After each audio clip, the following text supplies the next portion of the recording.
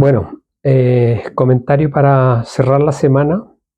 Me parece a mí que estos últimos 2 días aparecieron un par de noticias que vale la pena hacer referencia. La primera es que es la inversión que ofreció, que mostró interés en hacer Freeport-McMoRan, una de las mineras americanas más importantes en Chile, por alrededor de $7.500 millones. Es una excelente noticia el interés que muestra la norteamericana, eh, sobre todo viendo lo alicaída que ha venido la economía en los últimos años. No se han hecho, hay que imaginarse que Pascual Lama en su momento tenía una proyección de inversión de alrededor de $5.500 millones en aquellos años. Entonces, desde entonces, las inversiones de los proyectos MAPA en el Biobío oscilaron entre los $3.000 a $4.000 millones. Entonces, una inversión de este monto no se había visto en Chile hace mucho tiempo, en un proyecto que de hecho ya existe, digamos, que es la faena El Abra, la mina El Abra, en la cual ellos tienen el 49% y Codelco el 51%. Entonces, aquí viene lo importante, digamos, y la radiografía del problema que tenemos en el país. Cuando se publica la noticia, le hacen una entrevista a Máximo Pacheco, que es el presidente de Codelco. Máximo Pacheco, el mismo que dijo cuando estuvo como ministro de Energía que íbamos a tener tarifas más baratas, digamos, ¿ya? Entonces se mandaron a cerrar unas plantas, unas plantas que habían de carbón, ofreciendo, digamos, a cambio de crear nuevas fuentes de energía renovables, limpias, con la promesa de que el año entrante, el 2025, íbamos a tener energía más barata. Ya nos llegó la primera alza, siguen las próximas alzas, y la promesa, digamos, quedó en nada. Los problemas de Codelco continúan.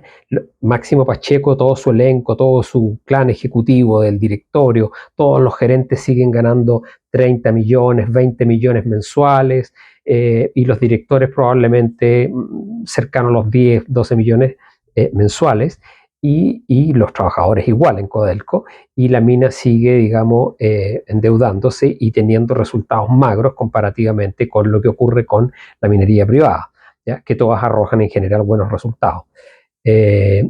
Entonces, ¿qué es lo que dice el presidente de Codelco ante la noticia, digamos, de que Freeport-McMoRan tiene interés en invertir estos $7.500 millones?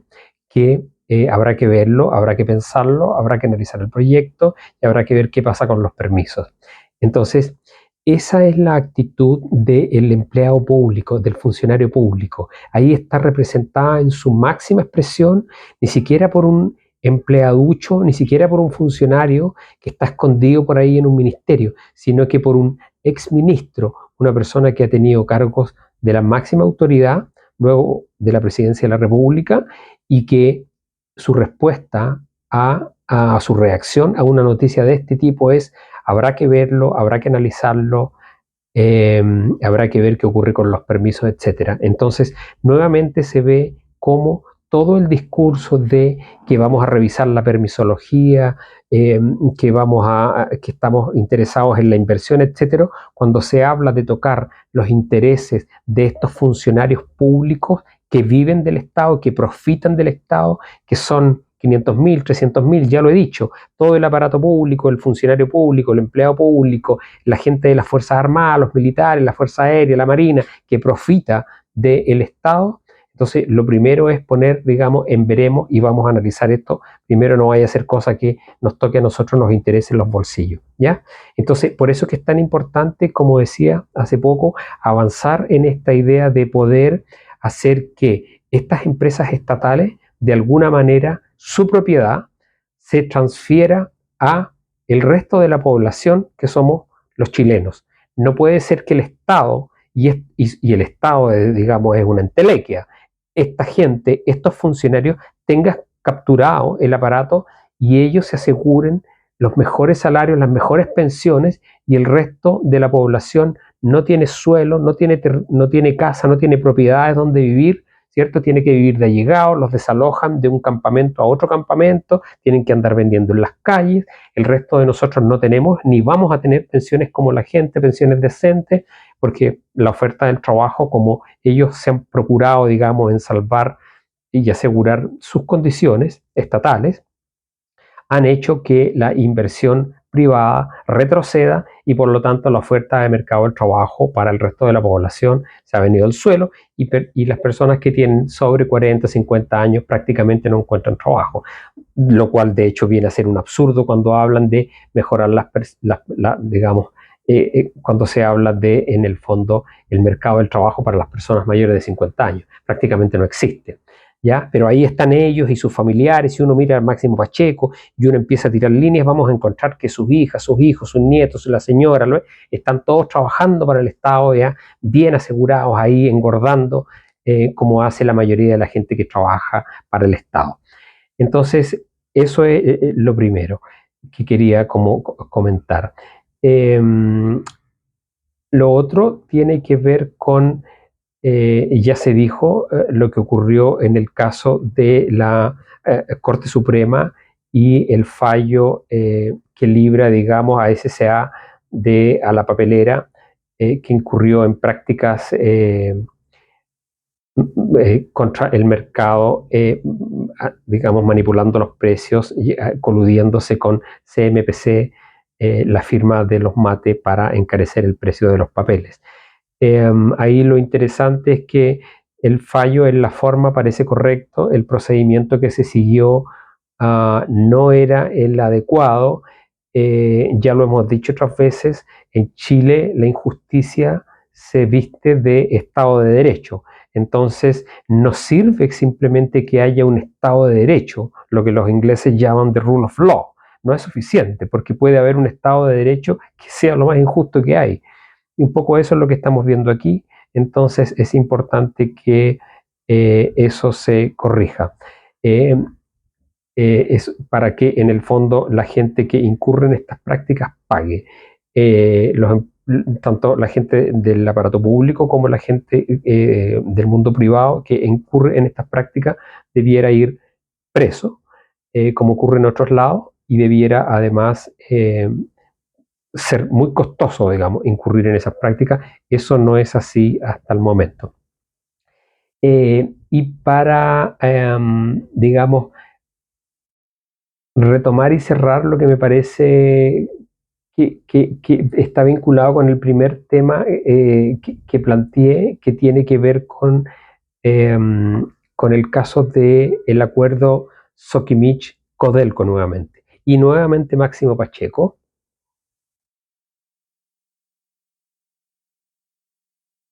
Es que esta semana se aprobó un proyecto que le exige al presidente Boric que anule el acuerdo entre Sokimich y Codelco.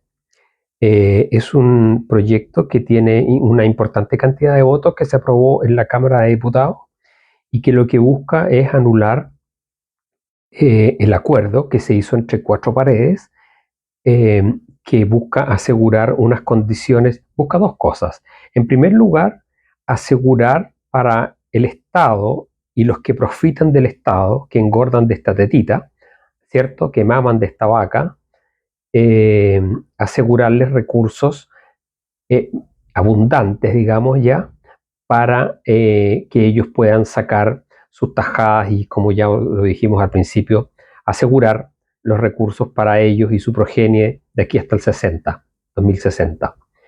Pero además, lo que busca es que haya una licitación abierta internacional en donde se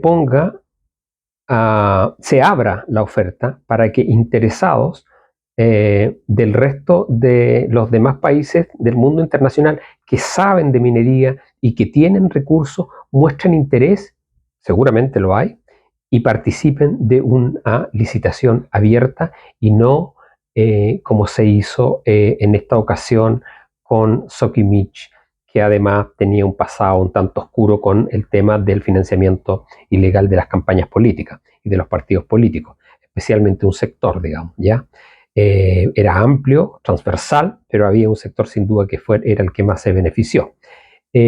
Así que es importante esto porque quiere decir de que el Parlamento de alguna manera entiende que es un acuerdo espurio, que es un acuerdo oculto entre cuatro paredes, que no se sabe bien qué se negoció, y sobre todo porque arguyendo de que en el fondo no se quiere detener la actividad productiva, en el fondo se aseguran unas condiciones para una empresa que en el fondo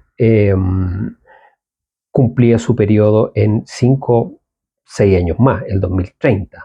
Entonces, a 6 años de que terminara su contrato, con la excusa de mantener la producción, se agregaron 30 años más, impidiendo de esa manera que pudieran haber otros oferentes del mundo internacional que ofrecieran condiciones más ventajosas para el mercado del litio en Chile, ¿ya? Y esto es exactamente lo que hizo este gobierno, que ya no tiene nombre, es lo que le criticaron a la ley Longueira, porque no era otra cosa. Lo que se le criticó a la ley Longueira es que bajo la excusa, bajo la vestimenta de que con la ciencia íbamos a tener sustentabilidad para el recurso pesquero para las próximas décadas y las próximas generaciones, mientras tanto nosotros evidentemente tenemos que comer pescado molido, se aseguraba y se le daba derechos eternos, una cosa insólita. Se le aseguraban derechos ad eternum a estos grupos que son los pocos grandes pesqueros industriales que tiene el país. Y eso es efectivamente algo positivo que se ha estado discutiendo para echar abajo, anular esa ley. Pero por otro lado, vemos que el gobierno hizo exactamente lo mismo con, no le colocaron el título de eterno, pero no sería nada extraño que si a 6 años de que vence un contrato ya lo está proyectando por 30 años más, no es nada extraño que llegado al 2055 se proyecte unos 30 o 50 o 100 años más para mantener el negocio entre esta gente que vive del Estado y esta familia afortunada de los inversionistas que tienen ahí en Soquimich. Entonces, ese es mi comentario. Bien el proyecto que presentó este grupo de diputados, y es importante entender que en economía, ni en seguridad, ni prácticamente en ninguna rama, el Estado es nuestro amigo y el Estado no es un solucionador de problemas. Es básicamente un mal menor, un mal que tenemos que tolerar, pero como todos nos podemos dar cuenta, no es parte nunca de la solución. Y dicho sea de paso, en política internacional uno entiende por qué es el fracaso de la ONU, porque si esto que pasa en Chile, en nuestro país, que es como uno de los, entre comillas, se ha creído que es uno de los mejores de Latinoamérica, uno ya verá qué es lo que pasa con el resto, digamos, ¿ya? Y esta gente va desde el mundo público nacional a las Naciones Unidas, a la esfera internacional. Entonces usted entenderá que con este tipo de gente trabajando de esta manera, haciendo lo que hace cada uno en sus países, en sus instancias nacionales, ¿qué se puede esperar de lo que ocurra en Naciones Unidas, digamos, en términos de política internacional? Entonces, ese era mi comentario, así que buen fin de semana, que descansen y vamos que se puede. El Estado no es nuestro amigo, no vamos a decir que es nuestro enemigo, pero en ningún caso es nuestro amigo. Y eso, vamos que se puede y vamos que vienen elecciones también a sacar buenas ideas y a adelgazar y eficientar y reformar el Estado para que realmente esté al servicio de la gente y no al servicio de este pequeño grupo que vive de él. Eso, buen fin de semana.